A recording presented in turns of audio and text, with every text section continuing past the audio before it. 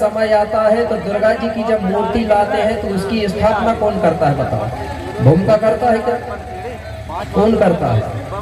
तो बताइए, अलग अलग है तब तो अलग अलग पूजा करते हैं। निकल रहा है कि नहीं? यही गए। दुर्गा जी की पूजा करने का अधिकार ब्राह्मण को है। मैं नहीं कह रहा हूँ, एक पुस्तक है जिसको मनुस्मृति कहा जाता है, जिसको राजा मनु ने बनाया है, वो सुनाने जा रहा हूँ, तो सभी लोग ध्यान से सुनेंगे। और अगर डायरी पेन होगी तो नामों को नोट भी करेंगे, क्योंकि अगर कोई नहीं मिला पूजा पाठ वाला तो आप लोग कर सकते हो। सबसे पहले हर गांव में 12 देवता होते थे। कितने देवता? 12। अब ढेर सारे हो गए। कैसे हो गए? जैसे गांव का भूमिका खत्म हुआ तो वो भी देवता बना, फिर दूसरा भूमिका खत्म हुआ वो भी देवता बना, पटेल खत्म हुआ पटेल भी, ऐसे में देवों की संख्या बढ़ते गए। लेकिन सर्वप्रथम 12 देवता होते थे। कितने? 12। इसलिए हमारे भूमिका लोग मंत्र पढ़ते थे, दादाजी से भी सुना होगा, 12 खेड़ू 12 नगरी 12 पनघट 12 मुठुआओं को समरुमाई टोना करके पढ़ते थे। पढ़ते तो 12 होते थे मुख्य। ये जो 12 देवता है वो कौन है?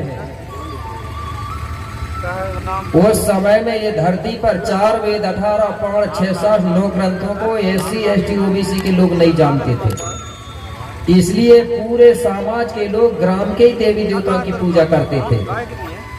प्रमाण इसका, जब गांव बनता था तो गांव जब बनता है तो मेरे भाई बताइए, रामायण के देवी देवताओं की पूजा होती है क्या ग्रामों की? बताइए। ग्राम के होती है। तो चंदा जब देते थे तो गोंड अकेले समाज के नहीं देते थे, SC भी देता था, OBC भी देता था, सभी लोग देते थे। और खीरोदाई को सब लोग मानते थे। अब लोग कह रहे हैं कि खीरोदाई भी वही है और दुर्गा जी भी वही है। ऐसा नहीं है मेरे भाई। क्यों नहीं है? इसका प्रमाण निकल के आता है।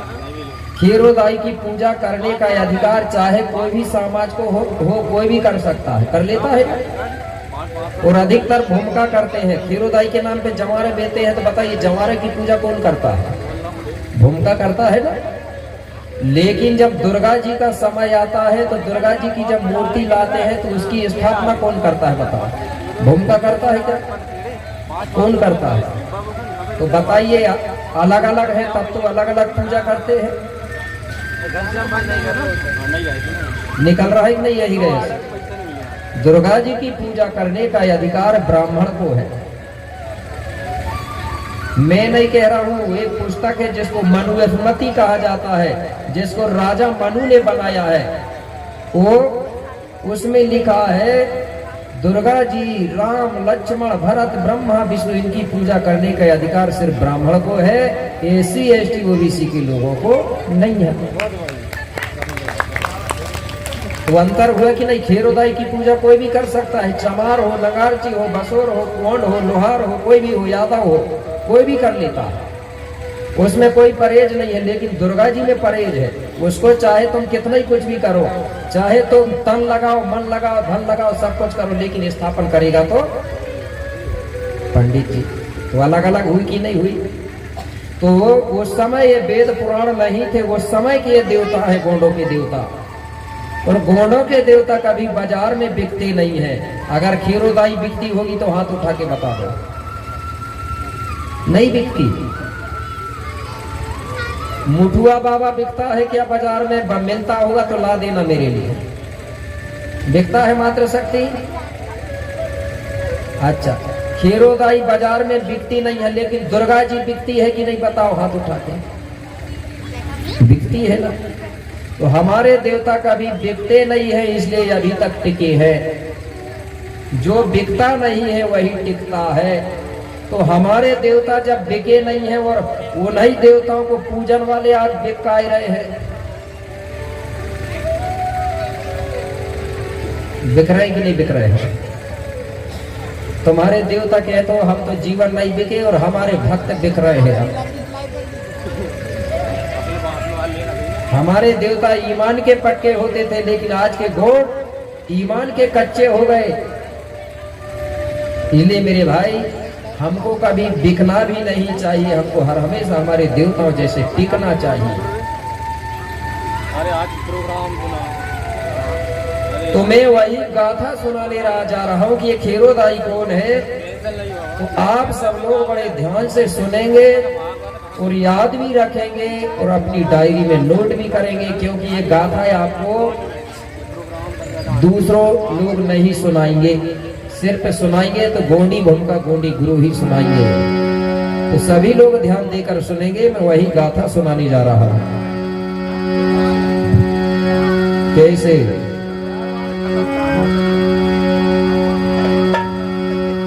गुरु बिकिरा में बोले हैं पानी, पीर सा है सुनो सकल कहानी।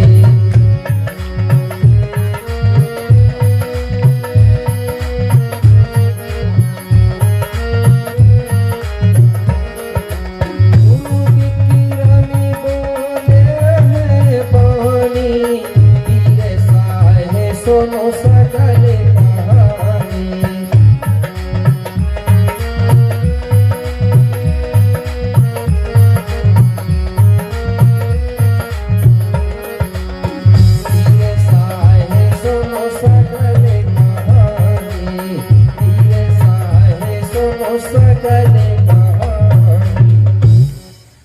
गुरु विक्रमदेव कहने लगे, राजा बोले, राजा बहुत पुरानी बात है, जिस समय इस देश में कोई ग्रंथ और कोई पुराणों का लेख नहीं हुआ था उस समय की बात है। बोले कैसे? बोले महाराज कि भूरा भगत और कोतिमा महाराज आज लांजी गढ़ में रहते थे, और यही विधि दोनों प्राणी आज प्रकृति के पूजक थे। बोले महाराज जिसको आज लांजीगढ़ कहा जाता है सब लोगों ने सुना है, लांजीगढ़ बैहर। वही लांजीगढ़ बैहर में भूरा नाम का एक राजा रहता था, मतलब भूरा पोई कहते थे लोग, कुछ लोग उसको भूरा भगत भी बोलने लगे। भूरा पोई और कोतिमा दाई दोनों वहां लांजीगढ़ में रहते थे। दो है भूरा भगत, एक भूरा भगत महादेव चौरागढ़ में है, वो अलग है, ठीक है ना। वो लांजीगढ़ में जो रहता था भूरा भगत वो अलग है। जो लांजीगढ़ में जो भूरा भगत रहता था उसका गोत्र था मरावी, और मरावी लोग जो होते हैं सात देव वाले होते हैं। लांजीगढ़ में जो मोर भट्टा करके स्थान है ना, वहीं पर रहते थे। कौन? भूरा भगत। तो भूरा भगत का विवाह हुआ था 6 देवधारियों की लड़की से। आज भी होता है कि नहीं, 7 का 6 के साथ। तो कहाँ हुआ था? डोंगरगढ़ देखे हैं, डोंगरगढ़ के किनारे में एक गांव बसा है जिसको आज सेवता टोला बोलते हैं। और क्षेत्र को पहले गिरोलागढ़ के नाम से जाना जाता था। तो वही गिरोलागढ़ में सेवता नाम का एक राजा रहता था। वही सेवता का जो परिवार था उसी का एक लड़का था और एक लड़की, जिनको लोहंडी राजा और उसकी जो बहन है कोतिमा कहते थे। ये लोहंडी राजा गिरोलागढ़ का राजा था और उसकी जो बहन थी कोतिमा। तो जो राजा भूरा पोए है उसके साथ किसका विवाह हुआ? कोतिमा दाई का। इस प्रकार से भूरा भगत और कोतिमा दाई दोनों पति पत्नी हुए। दोनों पति पत्नी लांजीगढ़ में रहते थे और प्रकृति की सेवा करते थे।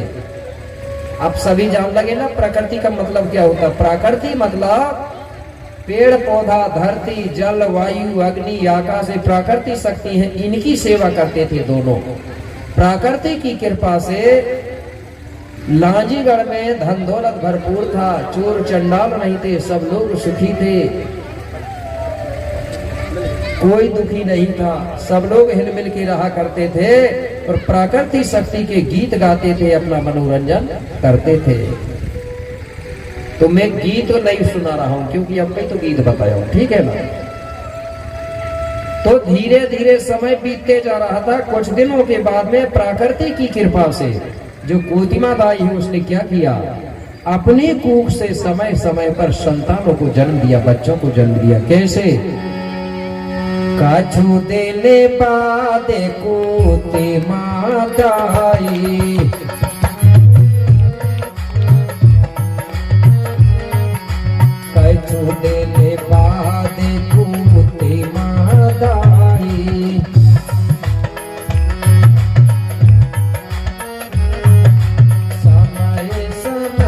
से बच्चों को जाए,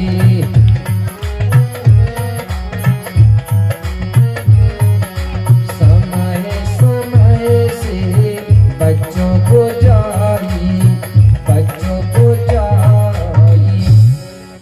कुछ दिनों के बाद में कोतिमा दाई ने अपनी भूख से समय समय पर 12 बच्चों को जन्म दिया। कितने बच्चे? 12।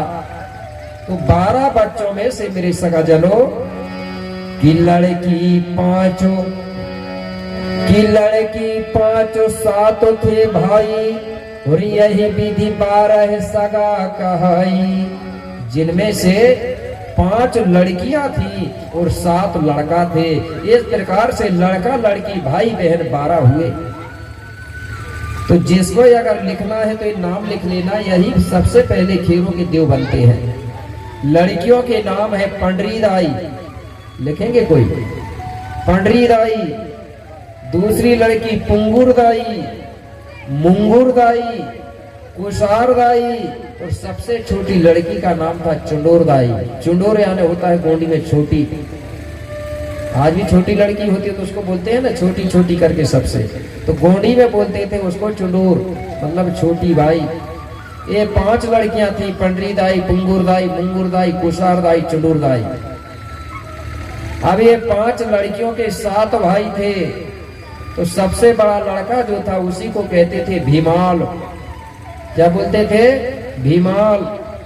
इसके बाद हिरवा, जाटवा, भाजवा, मुकेशा, केशवा और बानवा, ये 7 भाई थे। इस प्रकार से 7 भाई 5 बहन मिलकर 12 हुए। जब ये बच्चों का जन्म हुआ तो सबसे पहले उनके माता पिता ने क्या किया? अपने बेटा बेटियों को पढ़ने के लिए भेजते हैं। कहाँ भेजते हैं? गोठुल बोलते थे गोंडी में। जो स्कूल होता था पढ़ाने का उसको बोलते थे गोठुल। अब बोलने लगे स्कूल। गोठुल दिया सबको पहुंचाए, और यही विधि शिक्षा सबने पाए। कहाँ पहुंचाए पढ़ने के लिए? स्कूल। वो समय जो पढ़ाता था, जो गुरुजी होता था, उसको मास्टर नहीं बोलते थे। क्या बोलते थे? भूमिका। भूमिका यानी होता है गुरु। तो लांजीगढ़ में जो पढ़ाने वाला भूमिका था वो अपने ही सिवनी जिला का था। कहाँ का रहने वाला है? आप लोगों ने सुना है जहाँ से बैनगंगा की उत्पत्ति हुई है, जो गोपालगंज से पूर्व के तरफ जो परतापुर रजोला है कि नहीं है? वही परतापुर रजोला का रहने वाला महारू नाम का एक दादा था। महारू उनके गोत्रधारी था। वो जाके लांजी में रहने लगा क्योंकि उसके बेटी दामाद जो कुआं में कूद गए और वहीं से बैनगंगा की उत्पत्ति हुई है। इस टेंशन में वो दादा वहां जाके रहने लगा था। तो वही वहां पढ़ाता था भूमिका। उनके यहाँ भी उनके लोग है कि नहीं? उनके गोत्रधारी था। तो इसने क्या किया? भूरा कोई ने अपने बेटा बेटियों को उसी के पास पढ़ने भेजा। तो महारू के एक ही चीज नहीं पढ़ाता था। आपके स्कूल में एक ही चीज पढ़ाया जाता है, सिर्फ नौकरी सर्विस के लिए। हमारे भूमिका गुरु सारी चीज सिखाते थे कि माँ बाप से कैसे बात करना है, कैसे रहना है। उसके साथ में यंत्र सिखाते थे, मंत्र सिखाते थे, तंत्र सिखाते थे, लठिया चलाना, तलवार चलाना, मुष्टिक प्रहार करना, योग करना, व्यायाम करना, ये सारी विद्या सिखाते थे। उसके साथ में जड़ी बूटी का ज्ञान देते थे। 52 लाख वनस्पति, 1.25 लाख झाड़ों के बारे में ज्ञान देते थे। तो 7 भाई और 5 बहनें सीख रही थी। तो जो सबसे बड़ा लड़का है भीमालपेन, इसने सबसे ज्यादा सीखा लाठी तलवार चलाना, मल्ल युद्ध करना, कुश्ती खेलना। उसके साथ साथ में यंत्र तंत्र मंत्र सीखा इसने सबसे ज्यादा। और सब लड़कों से ज्यादा हष्ट पुष्ट मोटा ताजा था। जिसने जिसको जो अच्छा लगा वो सीखा। और भीमालपेन ने गुरुजी के सामने एक दिन संकल्प कर लिया कि गुरुजी बोले मैं समाज की सेवा करूंगा और मैं आजीवन कुंवारा रहूंगा, विवाह नहीं करवाऊंगा। बोले संकल्प भी कर लिया। अब जो बहन है, 5 बहनों में से सबसे छोटी जो लड़की थी चुनूरदाई, उसने सबसे ज्यादा सीखा था जड़ी बूटी का ज्ञान। बोले गुरुजी मैं तो कोई बीमार होंगे तो जड़ी बूटी से उनका इलाज करूंगी, उनको दवा दूंगी। तो सबसे ज्यादा छोटी लड़की ने क्या सीखा? जड़ी बूटी का ज्ञान सीखा, इलाज करने के लिए सीखा। अब सब बेटा बेटी पढ़ लिख के होशियार हो गए, तो माता पिता बड़े प्रसन्न भाई। कैसे? माँ तो पिता हर सित भय भारी, माँ तो पिता हर सित भय भारी, यही विधि कछु दिन समय गुजारे, यही विधि कछु दिन समय गुजारे। माँ तो पिता हर सित भय भारी, माँ तो पिता हर सित भय भारी। जब बेटा बेटी पढ़ लिख के आ गए तो माता पिता बड़े खुश हुए, प्रसन्न हो गए। कहने लगे, बोले अब हमारे माता पिता वो हमारे बेटा बेटी पढ़ लिख के बोले ज्ञानवान हो गए। इस प्रकार से माता पिता बड़े आनंद और खुशियों के साथ अपना समय बिता रहे थे। धीरे धीरे कुछ दिनों के बाद में भीमालपेन बेटा बड़ा हो गया, लगभग विवाह के लायक हो गया। और भीमालपेन का जो मामा है वो कहाँ राज्य करता था? गुरुलागढ़ में। मामा ही बोलते हैं ना गोंडी संस्कृति में। कोतिमा का जो भाई है, भीमालपेन की माँ का जो भाई है उसको मामा बोलते हैं कि नहीं? मामा बोलते हैं ना। तो गिरोलागढ़ में कौन रहता था? लोहंडी राजा, भीमालपेन का मामा। तो लोहंडी राजा के पास धन दौलत भरपूर था, सब कुछ था, लेकिन लोहंडी राजा के पास संतान नहीं थी। संतान थी तो जुड़वा कन्या थी, वो भी 2 कन्या थी, 2 लड़की ही लड़की थी, लड़का नहीं था। वो जुड़वा लड़की थी 2। पहली लड़की का नाम था बमलाई और एक लड़की का नाम था समलाई। ये बमलाई और समलाई दोनों जुड़वा बेटी थी। राजा लोहंडी बड़ा चिंता में डूबा रहता था। क्यों? राजा सोचता था कि मुझे बोले बड़ादेव ने धन दौलत सब कुछ दिया है, लेकिन बोले ये लड़की ही लड़की दिया है, ये लड़की तो बोले विवाह के बाद में दूसरे के घर चली जाएंगी, तो ये राजपाट कैसे चलेगा? लड़का होता तो राज्य चलाता। ऐसा सोच सोच करके राजा बड़ा चिंता में डूबा रहता था।